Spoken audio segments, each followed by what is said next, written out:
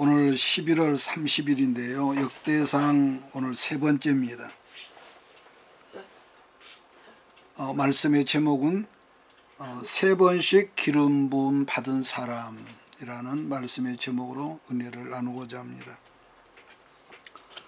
구약 시대에는 아무나 기름 부은 것이 아니라 기름 부음의 이 삼직이 있었다고 그랬습니다. 첫째로 누가 봤습니까?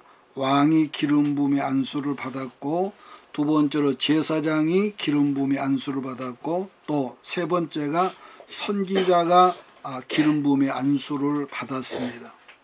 자, 그런 점에서 다윗 왕은 그러한 기름 부으심의 안수를 세 번씩이나 받은 유일한 사람입니다.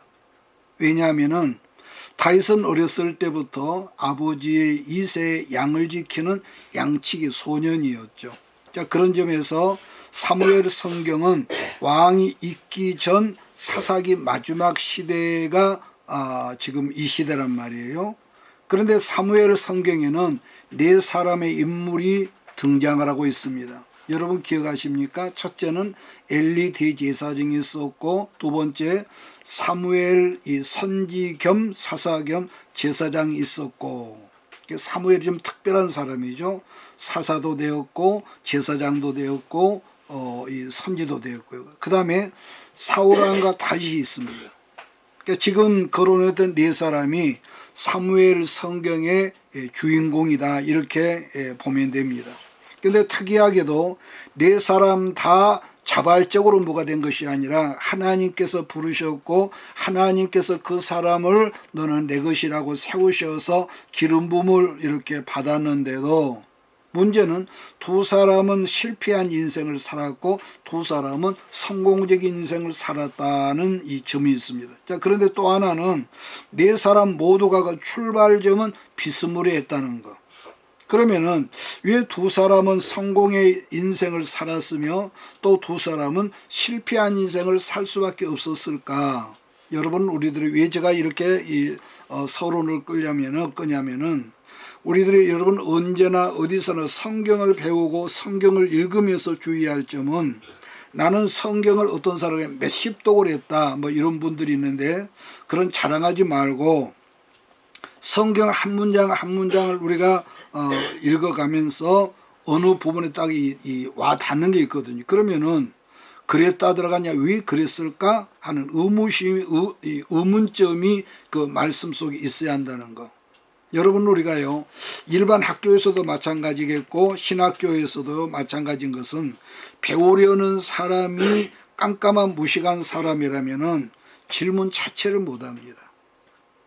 그래서 뭔가 아는 사람들이 뭔가 내가 알지만은 헷갈리는 점이 있다고 생각하는 사람들이 질문을 하고 퀘션을 갖거든요. 자, 그런데 아예 모르는 사람들은요 질문 자체를 안 하는 게 아니라 질문을 못 하더라는 겁니다. 자, 그럼 먼저 사울 왕과 다윗 왕의 시작을 본다면은, 사울은 소를 키우는 집안의 아들이었고 다윗은 역시 양을 키우는 집안의 아들이었습니다. 사울은 아버지 이새의 큰아들이었고 다윗은 사울은 기스의 큰아들이었고 다윗은 이새의 막내 아들이었습니다. 자, 그래서 한마디로 두 집 다 가난한 영세 농가의 자녀들이었는데도 한 사람은 성공한 사람이 되었고 한 사람은 실패한 인생으로 그 인생이 끝이 나는 것을 사무엘 성경 우리가 말씀하거든요. 그렇다면은 반복하지만은 두 사람 다 하나님께서 부르시고 두 사람 다 세우신 사람들인데, 그러면 이 사람들의 성공과 실패가 어디에서 무엇 때문에 그렇게 갈라지게 되었을까? 이것을 우리가 성경을 보면서 우리가 궁금해할 필요가 있다는 것. 왜냐하면은 그러한 이 궁금해하는 관점에서 성경을 우리가 대하고 퀘션을 가지고 대하다 보면은 성경 안의 인물들이 어느 순간에 나라고 하는 인물, 나라는 사람의 삶이 그에게 적용이 되어지기 때문에 뭐라고 할까요? 변화하는 속도가 많죠. 그러니까 그전에는 객관적으로 성경을 대했는데 그 인물 자체를 나고 대비하는 거죠. 그래서 역대상 11장부터는 지난번에 말씀드린 대로 사울 왕이 죽고 드디어 다윗 왕의 스토리가 시작된다고 제가 말씀을 드렸거든요. 자, 그런데 그 전에 사무엘 선지자가 이스라엘 미래 왕으로 미리 안수하는 현장으로 우리가 한번 찾아가 보도록 하겠습니다. 사무엘상 16장을 여러분 같이 한번 찾아가 보겠습니다. 16장. 사울왕의 특기는 창을 잘 던지는 전문가 수준입니다. 반면에 다윗은 돌 팔매질 하는 데는요 추종을 불허하는 그런 탁월한 사람이었습니다. 자, 그러므로 성경에 나타나고 있는 사울은 그 시작을 여러분 보면은요 대단히 겸손한 사람이었고 자기를 사람들 앞에서 낮추는 그런 아주 훌륭한 그런 사람이었습니다. 그런데 그러한 이 사울의 겸손을 하나님께서 보시고 사무엘 선지자에게 직접 명령을 하셨는데 기름 부으심의 연출을 하나님이 어떻게 하셨냐면은 사울의 아버지 누굽니까? 기스라는 사람인데 그 아버지 기스의 짐승 중에 나귀 한 마리를 잃어버리게 하셨고 효자였던 사울이 아버지의 짐승을 찾으려고 이 동분서주하고 다닐 때에 찾지 못하니까 사무엘상 9장 말씀 보면은 사무엘 선지에게 하나님께서 말씀을 하셨는데 뭐라고 합니까? 내일 이맘때쯤 사울이라는 사람이 네게로 올 것이다. 그러면서 그에게 기름 부음을 해주라는 당부를 이렇게 하셨거든요. 그러니까 하나님의 허락하심으로 사울에게 기름 부으심을 했고 이제 드디어 이스라엘 12지파의 왕으로 이제 이 사울이 세워졌는데 문제는 사울이 왕이 되고 난 직후부터 어떤 문제가 생겼었냐면은 왕이란 직분, 왕이란 권세를 받고 난 다음부터 그 직분을 사울이 감당하지를 못해서 계속 엉뚱한 짓을 하더라는 거죠. 여러분 이런 경우는 우리 주변에서도 그런 경우를 볼 수가 있는데 어떤 사람에게 또 바꿔 말해서 여러분과 나에게 해랍시다. 어떤 갑자기 큰 재물이 생겼다면은 그 재물을 감당하지를 못해서 마치 미친 짓 하는 사람처럼 행동하는 사람들이 종종 있거든요. 물론 그런 경우는 아까 말했지만 여러분에게도 있을 수 있고 내게도 있을 수 있다고 합니다. 그런데 사울이 왕이 되고 난 다음에 어떤 병이 생겼냐면은 여러분 기억하십니까? 조울증이라는 병이 있거든요. 조울증 병이 생겼습니다. 다르게 표현한다면 정서적으로 병이 생긴 것인데 사람이 어느 정도는 다 그러한 그 행위를 한다고 우리가 보거든요. 그런데 가장 뚜렷한 문제는 자기를 다른 사람들하고 늘 비교한다는 것이죠.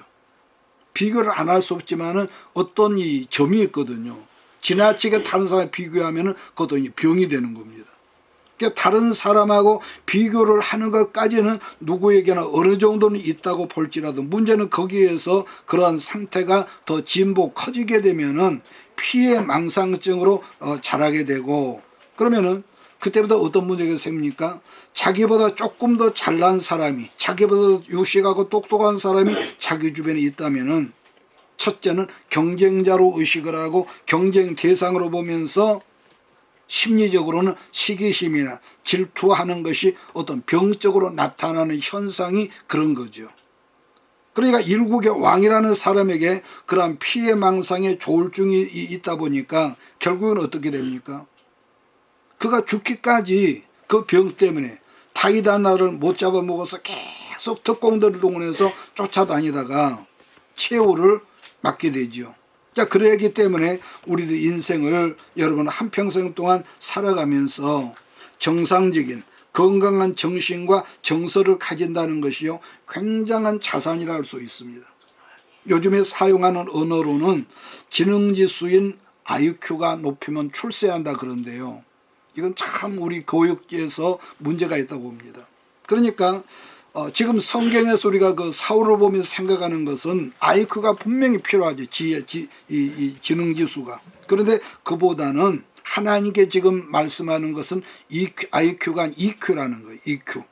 간단히 말해서 EQ가 뭐냐 그랬을 때 EQ라고 하는 정서적인 감정 지능이라고 말할 수 있는데 이것을 자신의 감정과 타인의 감정을 인식을 하고 스스로 관리할 수 있는 능력을 의미하고 또 개인의 이 사회적인 상호작용과 성공에 중요한 역할을 한다고 이렇게 설명할 수 있을 것 같습니다. 반면에 주변에서도 흔히 보는 사람들이지만은 머리는 너무너무 좋아. 공부는 항상 1등으로. 그래서 IQ는 정말로 뛰어난 사람이지만 반면에 EQ인 감성지수가 낮은 사람들은요, 첫째, 이기적입니다. 자기밖에 모르죠. 잔인하지요. 한마디로 뭐라 할까? 더러운 인격자라고 그럴까요? 왜냐면 모든 게 자기중심이니까. 왜냐하면은 그 뛰어난 지혜, 뛰어난 IQ로 다른 사람들을 배려하고 섬기는 것이 아니라 다른 사람을 경쟁하고 나보다 좀 나면은 짓밟아버리고 또 착취하고 아주 힘들게 괴롭히지만은 그러면서도 정작 양심의 가책을 거의 느끼지 못하는 그야말로 정서적으로 병든 사람들이 있습니다.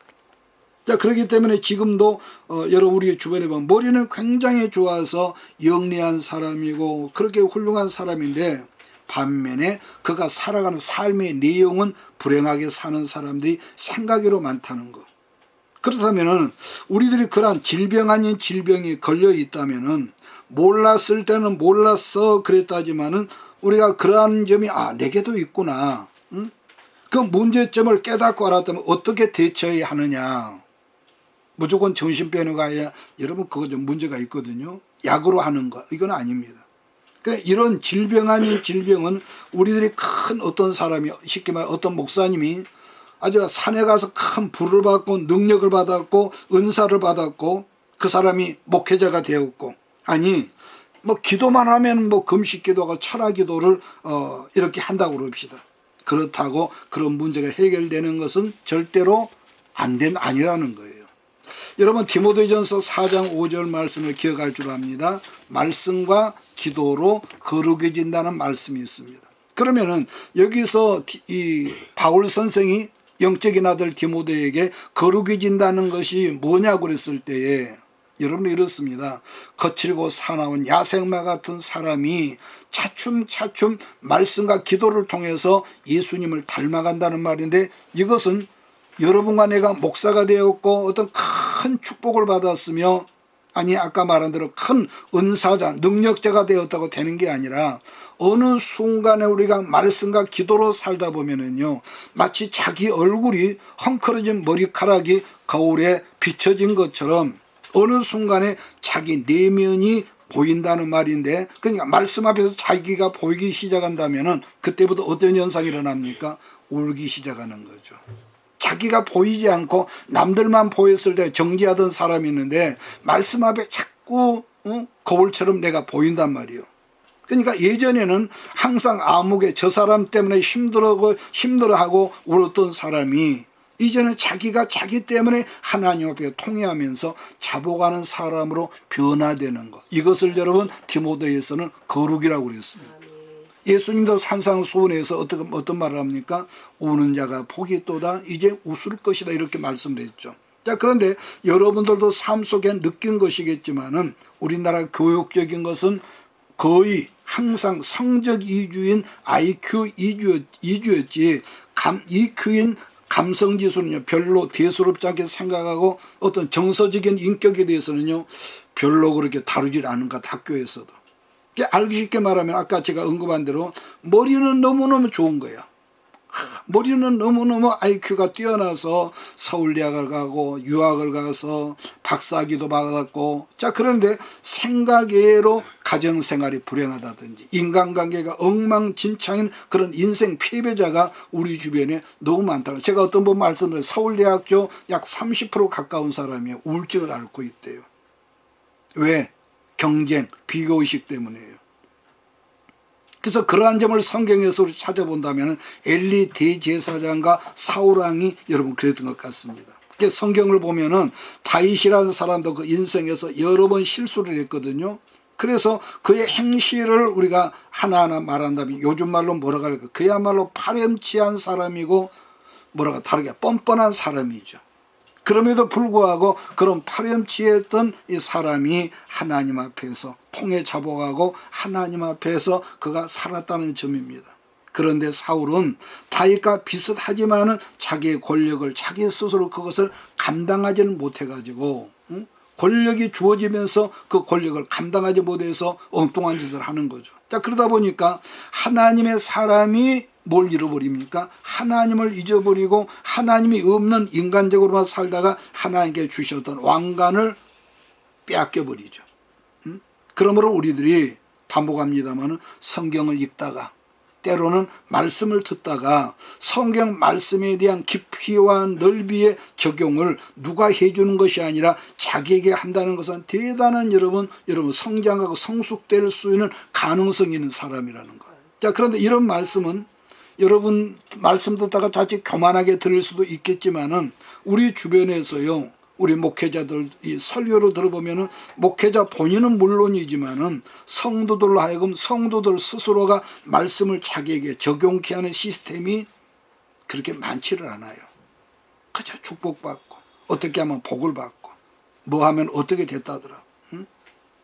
자, 그러다 보니까 교인들이 교회 생활은 오래오래 했다가 할지라도 그래서 그 교회에서 몇십 년 출사가 되고 장로가 되고 권사가 되고 안수집사가 됐는데 문제는 성경적 사고가 아닌 경우에 너무 많다. 그 한 예를 보면은요, 제가 가끔 우리나라 국회의원을 여러분 예를 들었습니까? 국회의원 중에 생각외로 장로님이 많고요, 안수집사가 많고요, 여자들 중에서 권사가 여러분 여러 명이 있더라고요. 자, 그런데 그분들이 소위 정치하는 걸 보면은요, 기가 막혀서 입이 있어도 뭐라고 할까, 유구무원이라고 그러죠. 어떻게 장로란 사람이 저렇게 세상 사람보다 더한 짓을 할까? 다시 설명하면은 교회는 아무개가 몇십 년 다녀서 교회의 직분자, 장로도 되었고 뭐도 되고 뭐도 되었는데 성경적 가치관으로 살고자 하는 사람들이 없더란 것인데, 그러다 보니까 하나님의 사람들이 뿌리 없는 나무처럼 사사기 21장 마지막에 있는 말씀처럼 자기 소견에 옳은 대로만 그렇게 살려고 하는 그런 경우를 우리가 너무너무 많이 보는 거죠. 그래서 우리들이 꼭 알아야 하는 것은 사람이란 아무리요, 여러분도 이렇게 말 나도 내가 아무리 성령 충만한 삶을 지향한다 할지라도 육체는요, 시험을 만날 수밖에 없고 시험을 당할 수밖에 없는 육체입니다. 그런데 뿌리가 깊은 나무는 바람을 맞아도 흔들리긴 할지라도 끄떡없는 삶을 산다고 그러거든요. 그래서 여러분 기억할지 모르겠습니다. 잠언 24장 16절을 보면은요, 대저의인은 7번 넘어질지라도 그 다음에 기억합니까? 다시 일어나려니와. 성경에서 의인이란 하나님 앞에 살고자 하는 뭐랄까, 코람데오 사람이거든요. 하나님 앞에 살고 코람데오. 자, 근데 문제는 그런 사람도 넘어지고 그런 사람도 자빠진 일이 있지만은 그러나 다시 일어나서 하나님 앞에 그가 선다는 거죠. 아마 지난주에 그래서 이런 말씀을 제가 여러분에 했던 것 같아요. 하나님을 두려워할 줄 아는 사람은 사람 앞에서 떳떳하고 당당하게 살지만은 그러나 어떤 면은 사람을 무서워 사람을 두려워 사람 눈치를 잘 보는 사람은 하나님 앞에서 뭐라겠습니까? 함부로 사는 경우가 너무 많다고요. 그래서 말씀과 기도로 사는 사람은 어떤 허물과 문제점이 없는 사람이라는 말이 아니라 가장 힘든 밑바닥 같은 환경과 그 어려운 여건과 상황에 살아갈지라도 항상 저 높은 꼭대기를 보며 산다는 것은 하나님 앞에서 꿈꾸는 비전을 품고 사는 사람이기 때문에 여러분 그렇다는 겁니다. 그래서 제가 조금 전 다윗을 그야말로 쓰레기 같은 파렴치한 사람이라고 했는데도 문제는 그럼에도 불구하고 성경은 다윗을 뭐라고 합니까? 왕 중에 왕이라고 그렇게 말을 하죠. 그렇다면 다윗이 그렇게 될 수밖에 없는 비결이 뭐였을까? 또 우리가 그것을 캡션을 붙이지 않겠습니까? 그 비결을 사무엘 성경 우리에게 가르쳐주고 있다는 것인데, 그래서 성경을 보는 안목이 넓어지고 깊어지라는 이유가 여러분 그것입니다. 자, 사무엘상 16장으로 다시 옮겨가겠는데, 지금 현직왕이 누굽니까? 사울이거든요. 그런데 하나님은 사울이 계속 왕이 되고 나서부터 빗나가니까 미래 차세대 지도자로 하나님께서 사무엘 선지로 하여금 기름 부어서 안수를 지금 하는 겁니다. 자, 사무엘상 16장 12절로 13절을 우리가 보겠습니다. 같이 볼까요? 시작. 이에 사람을 보내어 그를 데려오매 그의 빛이 붓고 눈이 빼어나고 얼굴이 아름답더라. 여호와께서 이르시되 이가 그니 일어나 기름을 부으라 하시는지라. 사무엘이 기름물병을 가져다가 그의 형제 중에서 그에게 부었더니 이날 이후로 다윗이 여호와의 영에게 크게 감동되니라. 사무엘이 떠나서 라마로 가니라. 여러분 보세요. 그날 사무엘 선지로부터 이 차세대 지도자로 여러분 기름 부음 그 안수를 받았는데 문제는 뭐가 있느냐. 그때부터 하나님의 성령이 충만했던 말씀이 이어져 있거든요. 이게 말씀에서 첫 번째 기름 부으심인데 이 당시가 어린 아이로 아마 10서너 살 흔한 말로 티네이저였다는 것이죠. 그처럼 어린 다윗이 비록 하나님의 안수를 받았다 할지라도 이스라엘 장래의 절망적인 미래를 바로 세울 것이라는 것은 감히 다윗이 여러분 상상도 못했을 것입니다.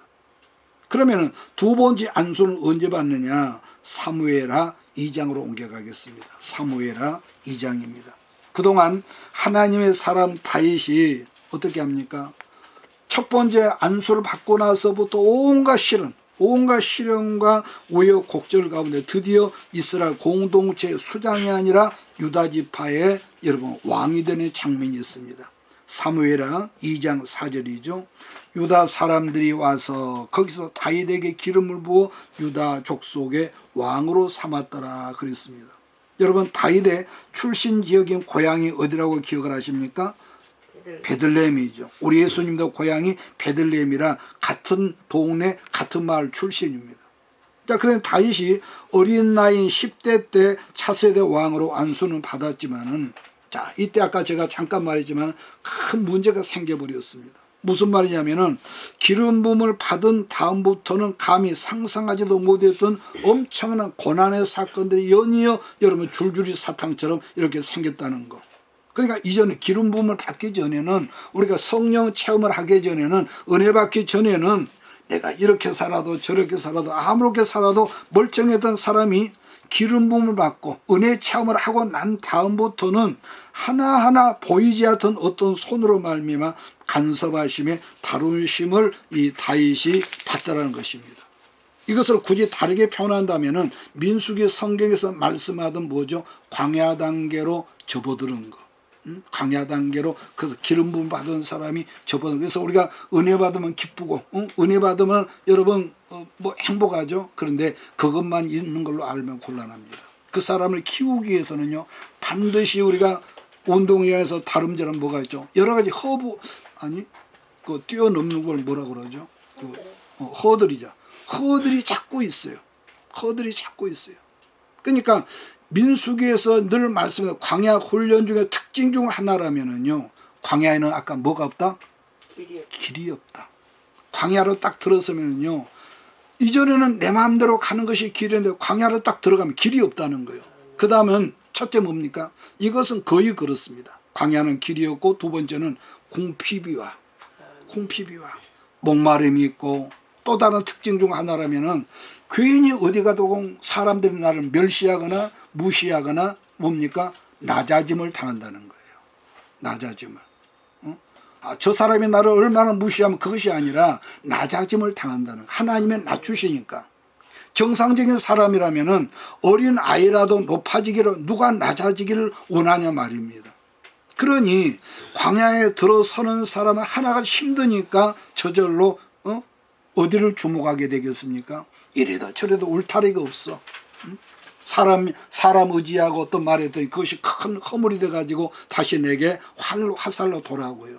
그러니까 자기도 모르게 오직 하늘만을 주목하는 것이 광야 훈련에 들어간 사람의 뭐라고 할까요? 그게 목표로 갈까요? 그러니까 다시 그동안에 온갖 풍상을 다 겪으면서 죽을 고비를 몇 번이나 이러면 당하지 않습니까? 그걸 뭐라고 말하냐면은 지난 시간에 제가 언급했던 것 같이 연단받는 세월이죠. 연단받는. 다르게 말하면은 나는 괜찮은 사람 같은데 하나님께 계속 그렇게 주무르셔서 찌꺼기, 금강석이나 철강석 같으면 잡석을 이렇게 제거한 거예요. 연단을 통해서. 우리는 그런 게 싫잖아요. 근데 하나님 앞에 쓰임받는 일꾼들은요, 어떤 모로든지 잡석을 제거하려고 보니까 연단의 강도가 세지고, 중요한 게 있습니다. 작았을 때 얼른 깨닫고 순종하면은 이걸 어떻게 표현할까요? 태권도 3단째를 만나서 얼른 그 고비를 뛰어넘으면은 괜찮은데, 태권도 3단짜리한테 얻어맞아도 해결이 안 되면 하나님께서 누구를 보내십니까? 이번 5단짜리를 보내거든요. 반드시 그 고비를 하나에 통과하도록 패스하도록 역사를 하시니까요. 응? 그래서 그렇게 훈련을 받았는데 하나님께서 어떻게 하시냐면은 자기가 태어난 지파였던 유다 지파의 왕으로 드디어 이렇게 세워지게 되죠. 그런데 지금 문제는 다윗이 유다 지파 한 지파의 왕으로 세우심을 입었지만은 다른 10지파에서는 다윗을 어떻게 생각합니까? 왕으로 취급도 안 하고 생각도 하지 않을 뿐더러 다윗이 왕이라고 아주 웃어버리는 거죠, 지금은. 그렇지만 다윗이 하나님의 묵묵히 기다리면서 훈련을 받다가 사무엘하 5장에 들어가면 어떤 일이 벌어지게 있냐면요. 사무엘하 5장으로 들어가겠습니다. 사무엘하 5장입니다.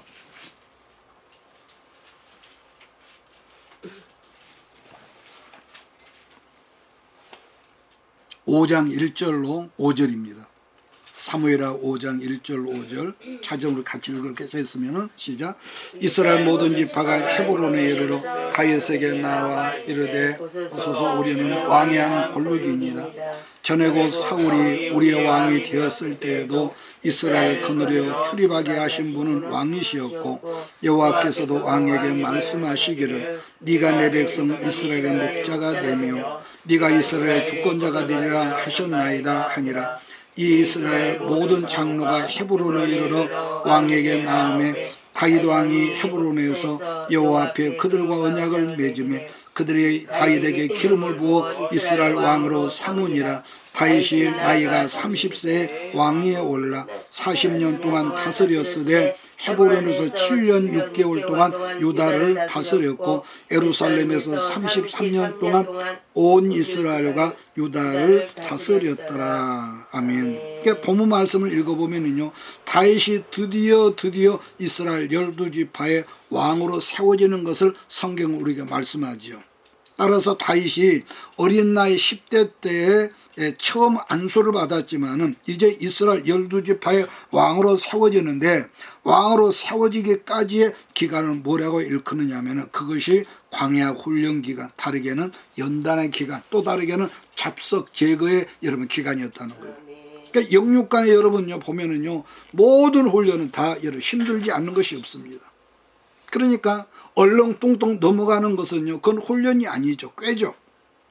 그래서 다윗이 기가 막힌 그 훈련 때문에 멋짐을 쓰임받는 왕이었고, 그래서 후세 사람들은 왕 중에 왕이란 칭호를 여러분 붙였던 거 아니겠습니까? 그래서 유다 지파의 왕으로는 헤브론에서 지금 성경에 보면 7년이라고 그랬고 7년 반이라고, 그 다음 헤브론에서 예루살렘으로 수도를 천도한 다음에는 33년 동안을 왕으로 세우심을 받았다고 성경 그렇게 말씀합니다. 그러면은 다시 본래 우리가 살폈던 역대상 11장으로 옮겨가겠습니다. 우리가 지난주에 역대상을 봤죠. 역대상 11장입니다. 왜냐? 역대상 11장을 가면은 다윗 왕이 안수를 받는 말씀들이 나오거든요. 역대상 11장 3절. 예, 이스라엘 모든 장로가, 맞습니까? 네. 예, 이스라엘 모든 장로가 헤브론에 있는 왕에게로 나아가니 헤브론에서 다윗이 그들과 여호와 앞에 언약을 맺음에 그들이 다윗에게 기름을 부어 이스라엘 왕으로 삼으니 여호와께서 사무엘을 통하여 전하신 뭐대로 되었더라? 말씀대로. 그러니까 어렸을 때 했던 그 말씀이 드디어 이제 완전히 이루어졌다. 그래서 여러분 성경에서 기름 부음을 붓는단 말이에요. 두 가지 의미가 있는데 이것만 말씀드리고 오늘 여기서 끝내겠습니다. 첫째로 기름 부음을 받는다는 것은 이 기름이 무슨 기름입니까? 올리브 기름으로 감람류 기름을 부었습니다. 두 번째, 그 기름 부음을 붓는다는 것은 영적으로는 두 가지 의미가 있었습니다. 몇 가지 의미요? 두 가지 의미가 있는데, 첫 번째는 사명을 줄 때에 하나님의 사명을 줄 기름 부음을 허락했습니다. 두 번째, 주신 바 그 사명을 감당하게 하는 뭐라고 할 능력인 카리스마를 의미할 때 그 속에 그 능력을 주셨다. 자, 그 다음에 사무엘상, 그러니까 여러분들이요, 어느 직분, 그러니까 지금은 그렇게 평범하지, 어느 순간에 하나님께서 여러분을 어떤 직분의 자리를 세우시고 안수를 하면은요, 나도 몰래 어떤 것이 내 안에서 나타나는, 아, 이것을 보고 그때 목사님이 그랬구나 하고 여러분이 아멘 할 때가 있을 거예요. 그 다음은 사무엘상 11장 9절을 보면은요, 이런 말씀이 있습니다. 만군의 여호와께서 함께 계시니 다윗이 뭐라겠습니까? 점점점 강성해지니라. 여러분, 이 말씀은 하나님이 다윗과 함께 하시기 때문에 다윗의 시작은 그야말로 가장 밑바닥에서 여러분 출발했지 않습니까? 그랬던 사람이 이제는 날로 점점점 강성해지다는 말씀인데, 이 말씀이 오늘 여러분 모두에게 함께 하시기를 예수의 이름으로 축복합니다. 그 다음에 17장, 사무엘상 17장 11절을 제가 읽습니다. 17장 11절, 내 생명의 연한이 차서 내가 조상들에게로 돌아가면 내가 내 뒤에 내 씨 곧 내 아들 중 하나를 세우고 그 나라를 견고하게 하리니.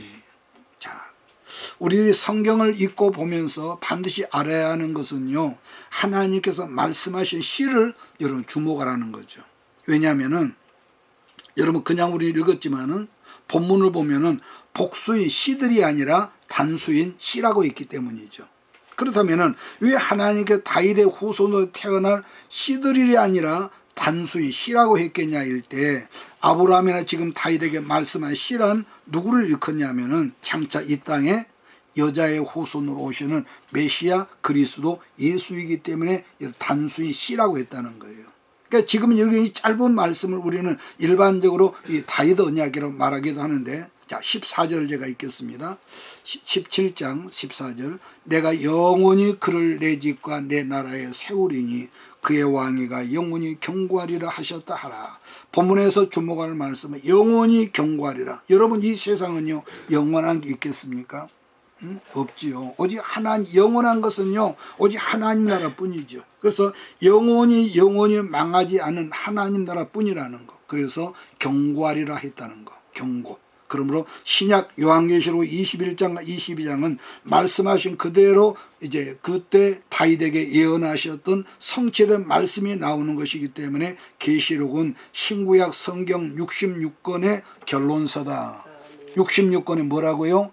결론서라. 이게 굉장히 여러분 중요합니다. 그렇다고 맨날 계시록만 파면 또 그건 또 문제가 있죠. 그렇기 때문에 우리들 성경을 꾸준히 읽으면서 그저 그냥 축복합니다 하는 것도 중요하지만은 우리가 성경을 꾸준히 읽으면서 말씀을 들으면서 등장하는 한 인물의 삶을 통해서 하나님의 구원 역사가 전 인류에게로 터져 넓어져 가는 것으로 연결을 시키면서 읽어가면서, 더불어 또 뭐가 있습니까? 나를 거기다가 나 자신의 사건이나 내 지금 삶 속에 일어나는 사건이나 나의 이야기를 그것을 연결시켜야 한다는 것은, 왜냐? 우리들이 가난하다 그러잖아요. 나는 가난해, 나는 가방끈이 짧아, 높다나 여러 이야기를 하지만, 여러분 우리들이 지금 남들이 볼 때는 아무리 시시한 그런 가난한 삶을 산다고 할지라도, 첫째는 하나님의 섭리를 알고 깨닫고 이어나간다면은 거룩하신 하나님의 신실한 일꾼으로 여러분들이 성장되어 가고 성숙해지고, 그러면 뭐가 있습니까? 저절로 여러분의 보너스는 영혼이 잘된 같이 범사가 잘되고, 간결한 그 보너스가 여러분의 영육간의 삶 속에 나타나서 어느 곳에 그다음 머리 되고 꼬리 되지 않을 줄 나는 믿습니다. 꾸어줄지라도 꾸이지 않은 여러분 우리 모두가 될 줄 믿습니다. 그래서 우리가 말씀을 들을 때에 그랬다더라는 좀 위험합니다. 그래서 항상 말씀을 찾아보고 그 말씀을 묵상하고 반복해 들어보고, 그래서 다음 시간에는 하나님의 언약신앙에 대해서 살피도록 하면서 오늘 말씀을 여기서 마무리하도록 하겠습니다. 기도하겠습니다. 이것이 행복이라고 세상은 알 수 없는 하나님 선물, 이것이 행복이라오. 하나님의 자녀로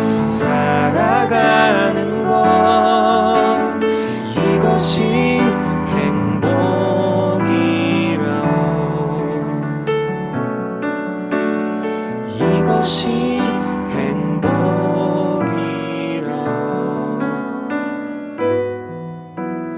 이것이 행복